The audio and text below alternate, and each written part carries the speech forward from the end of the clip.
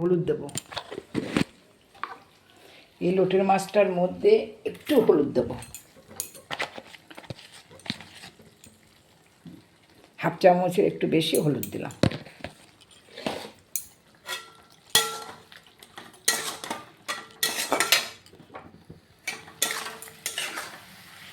দেখো,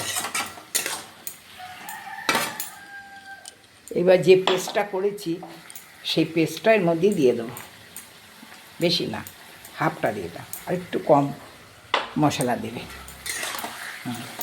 দেখো,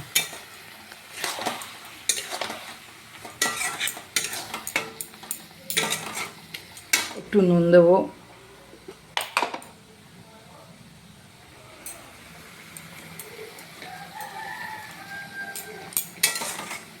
এইবারে আঁচটা সিমে দেবো, দিয়ে ঢেকে দেবো।